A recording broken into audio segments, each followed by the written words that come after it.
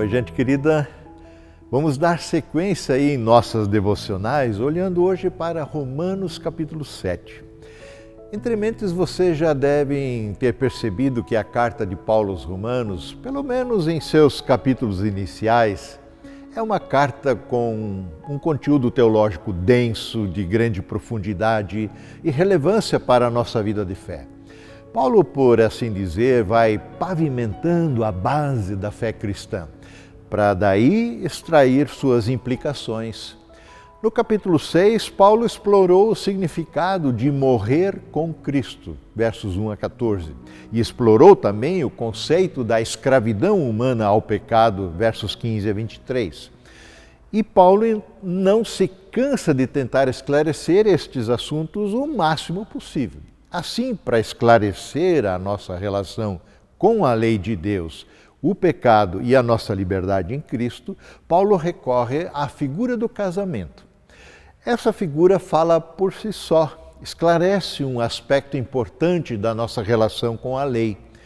Diz ele, nos 3 primeiros versos iniciais: agora, irmãos, vocês que conhecem a lei, e pensando Paulo aqui em primeiro lugar, num primeiro momento, obviamente na lei judaica, de origem judaica, ainda que a carta se destina também de maneira geral a crentes, a cristãos de origem gentílica, mas que Paulo inclui nessa carta, mas ele está pensando aqui especialmente na perspectiva judaica. Então eu repito, agora, irmãos, vocês que conhecem a lei, não sabem que ela, a lei, se aplica apenas enquanto a pessoa vive? Por exemplo, diz ele, quando uma mulher se casa, a lei a une a seu marido enquanto ele estiver vivo.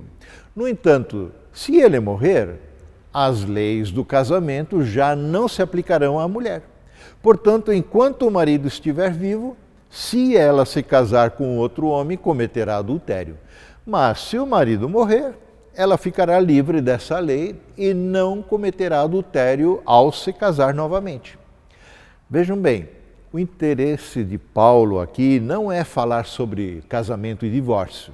O objetivo é, isso sim, usar essa figura do casamento e divórcio para falar da nossa relação com a lei. E o que então Paulo está tentando dizer aqui? Que como crentes no Senhor Jesus Cristo, nós morremos em Cristo para a lei. Paulo, na verdade, tratou disso mais especificamente lá no capítulo 6, verso 1 e 2.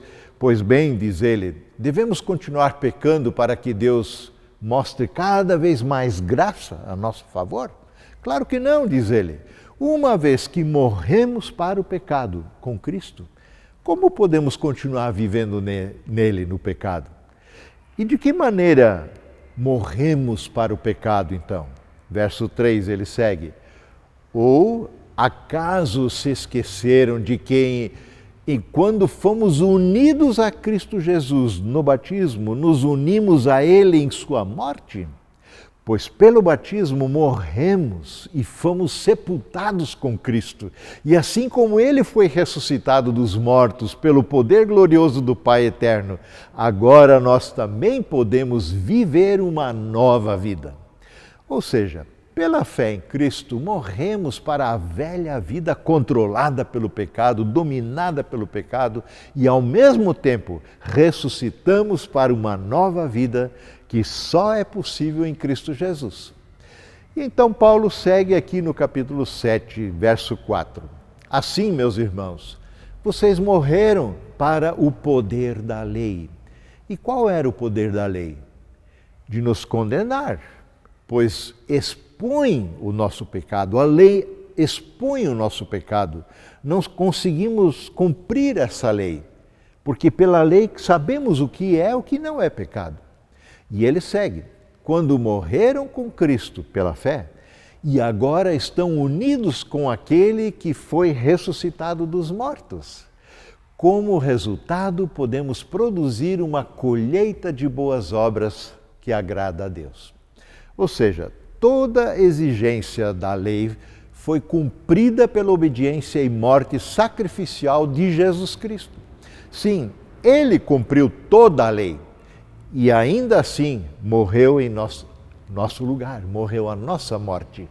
Mas agora nós, unidos a Ele pela fé, nós morremos para a lei igualmente, que já não tem mais poder de nos condenar. E assim, Ele vive, Jesus vive, nós vivemos nele, que nos dá o seu Santo Espírito, que dirige o nosso viver, um viver que agrada a Deus, que glorifica o Pai. E é exatamente isso que Paulo deixa claro nos versos seguintes aqui no capítulo 7.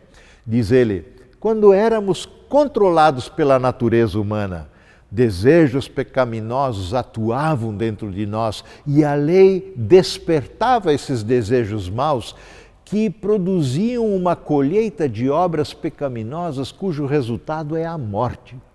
Agora, porém, fomos libertos da lei, pois morremos para ela e já não estamos presos ao seu poder. Podemos servir a Deus, não de maneira antiga, obedecendo à letra da lei, mas nós podemos obedecer a Deus de maneira nova, vivendo pelo Espírito Santo de Deus que habita o nosso coração. Que maravilha é andar com Cristo. Amém.